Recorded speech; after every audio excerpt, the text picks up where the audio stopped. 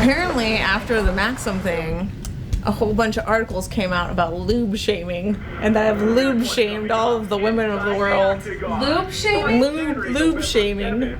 That's a thing? I don't know. Apparently, it's a thing. All I said, I was like, if you need lube, being lazy. You know?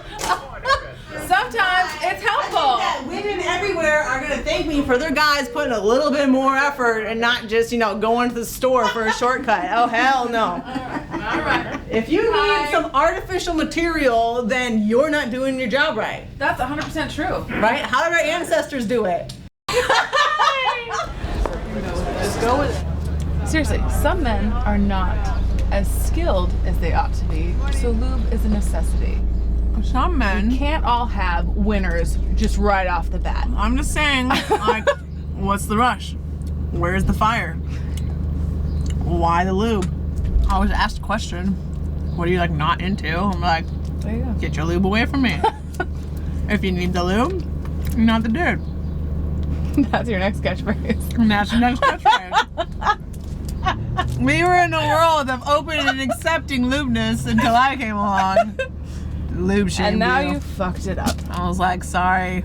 I thought I was doing all the girls a favor, making sure that their guys put in some effort. That's true though. No, I appreciate that stance for sure. Yeah, but it sounded like some gritty kitty bitches are really fucking mad at me. I'm like, it's not my fault you're working with the sandbox. So the other option I was thinking. We usually spend a little time together before she heads out, and then she gets all ready there. It's pretty exciting. People maybe get nervous because they think they're the ones that are having to fight this fight for them. That's why they get nervous, because they probably see their own inadequacies. You see my point? But when you realize that she's trained hard, you don't look at it from your aspect, and you really can't see it from her aspect. They don't understand it because it's not what they do. Right, and they can't understand how they would get pumped up for it. Yeah. I like what her coach Jackson said one time. He said, this is what we do for a living. Some people sit at a desk. Another day now. This is another day in the office. Some people sit at a desk at a computer. This is what we do for a living. And that's how you have to approach it. She's ready. You're going to see some amazing things. Thank you. Good luck. Thanks so much. We're all rooting for you. So Thank you. of course. We'll see you next Thanks time. so much.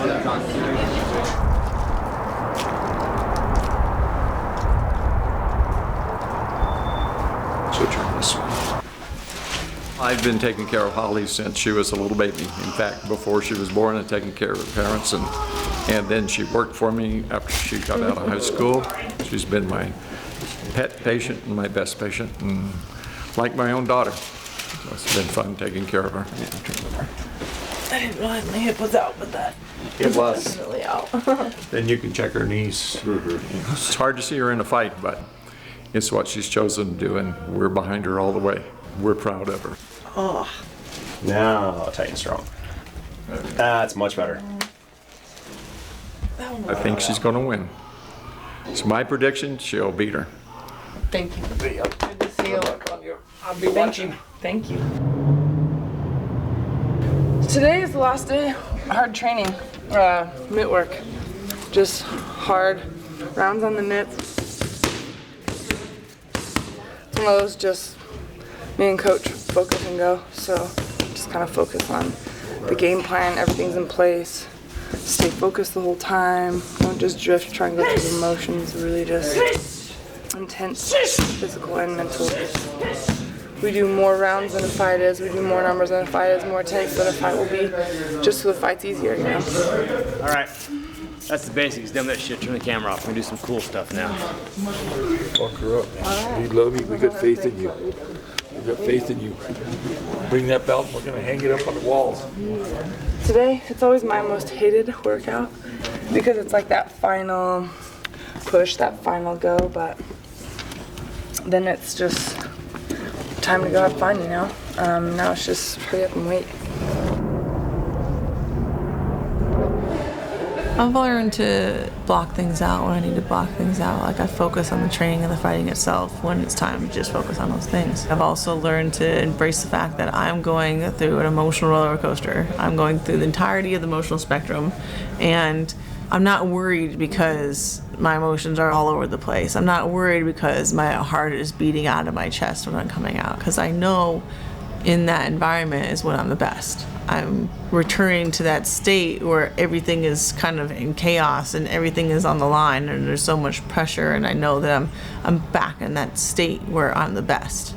Some people get into that state and they're not used to it, and it scares them, and they start to doubt themselves because they don't know how they're going to perform. That's not their comfortable little place of, you know, fighting in their little gym or in their little backyard venue, and where they don't feel these things, and they know that they fought their best in situations where they didn't feel these things, whereas I know that I fought my best in the situations where I felt all this. It's always encouraging to me.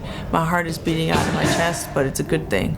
I'm breathing hard, but it's a good thing, because I know that I'll never stop. I'll never get tired. And that's why I say all the time that the life of a champion isn't for everyone, because it just taxes everything inside of you.